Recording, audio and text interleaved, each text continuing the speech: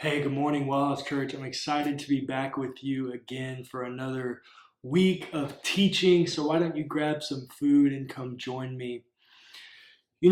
This week I have really spent a lot of time thinking and contemplating the words of Paul. In Romans 7, Paul says, I don't understand what I do. I know what I want to do, and yet I can't seem to do it. And I know the things I don't want to do, and yet I can't seem to stop. You see, we live in this perpetual pattern of our divine nature being in contrast with the brokenness that we've experienced in the world. And it leads us to making some decisions that we really wish we wouldn't make. Whether you don't do the thing you want to do or you do the thing you don't want to do. So maybe over here for the doing the thing you don't want to do, maybe it's abusing substances. Maybe it's not controlling your anger. Maybe it's any number of things where you take on an action that you really wish you wouldn't. And over here, maybe it's you don't do the things that you know you should do and want to do, like taking better care of yourself, or making sure that you're kind to people, or you don't lose your temper, or you give money to the homeless person. Doing the things that we're commissioned to do versus the things that we're omitted from doing. And yet, we find ourselves in this place where we ask ourselves the same question that Paul asks himself. I don't understand what I do. I don't understand some of the decisions that I make. I wish I didn't make them, but at the same point, it's hard to pull yourself out of that rut. And it's in moments like this where I'm reminded of a version of the Christian faith that we've all been given. And that version is, and it largely comes from Paul as well, that man is evil to his core. You get that language a little bit in the Noah story, but Paul really develops this. And what he says is quite revealing, that when sin entered the world through Adam, sin tainted every single person. And now we are all tainted with original sin, and our divine image that we embody is corrupted. That's the narrative that I was given. It largely makes you feel like you are the worst person on the planet, that you are just broken to a fault, and there's no goodness in you. And the only goodness in you is that Jesus can bring about through the redemption and healing of the divinity within you. I think there's a major problem with that narrative because it negates the fact that God made you in his image and likeness. And the command he gave you was to be fruitful and multiply, that you might bear the characteristics of God. And in Genesis chapter 3, we are told a very influential story for how sin and disobedience of God enters the world. And I will tell you, I think the story that I was given is wrong. Every time I've heard this story taught, Eve either sounds like the dumbest person on the planet, or she's conniving. She's deceitful.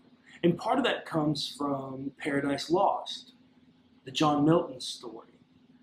He makes Eve out to be this very vain person.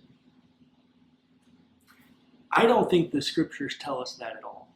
As we looked at last week, beginning our conversation about fruit, the metaphor of fruit through chapters 1 and 2 of Genesis are good.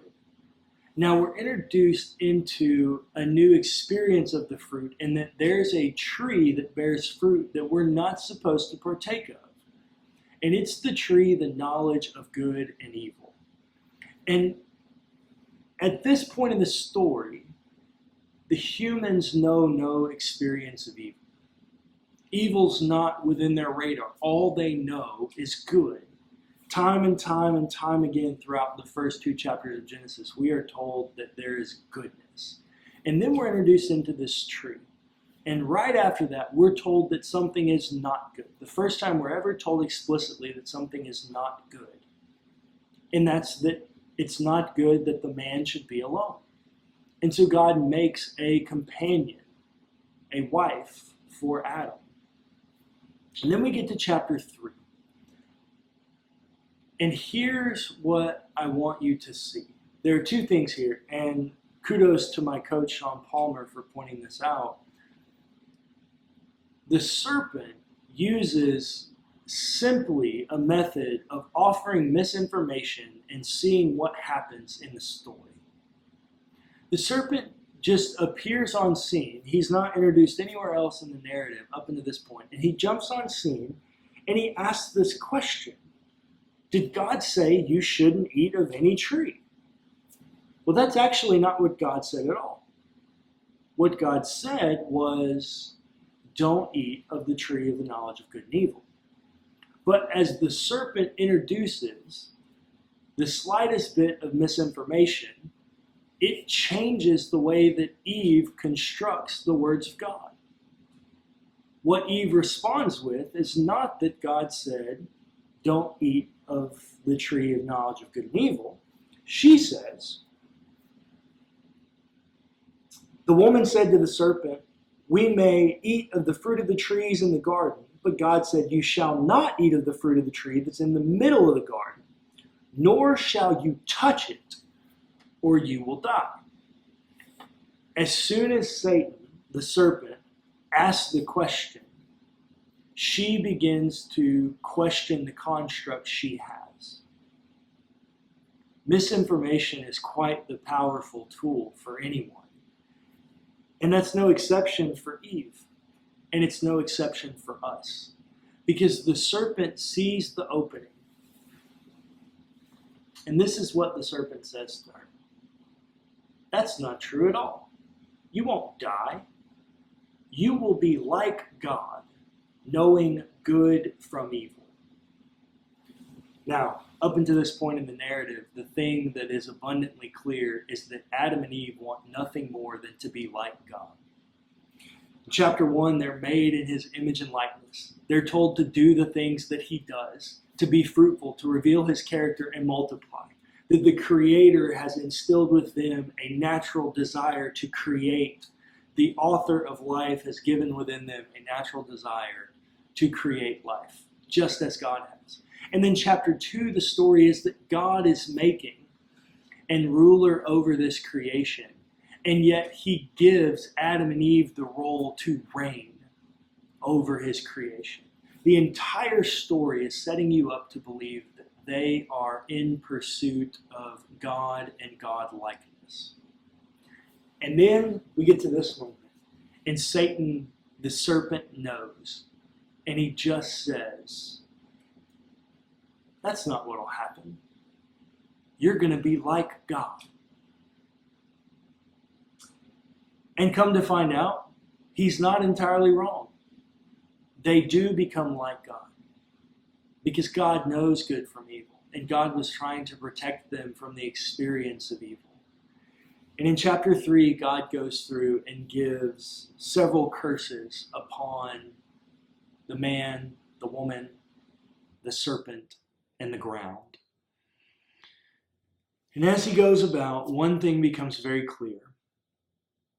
That the world is now broken. But the other thing that becomes very clear is that Adam and Eve's intent, I believe, was good. They were trying to do something good. And they failed. Miserably, they failed. But it was an attempt to do something good. Something that they had been led to do. To be like God. To pursue divinity. So listener, I want you to know today that no matter what decisions you've made recently or what decisions you feel like you have made that were wrong, I believe I must believe that the image and likeness of God that is within you is still active in your pursuit of godness. And sometimes you pursue godness in some unhealthy ways, not necessarily because you are broken, but because the world is broken. Everything about the world that we knew in Genesis 1 and 2 is now gone, and it's broken. And the goodness of God is found in you. And sometimes you pursue that goodness in some very real and righteous ways, as we see in chapters 1 and 2. But sometimes you pursue that divinity in some unhealthy ways, like we see in chapter 3, that there's been misinformation. And listener, I want you to know that the misinformation that you have heard, that you are depraved, that you're a terrible person, and that only Jesus can save you,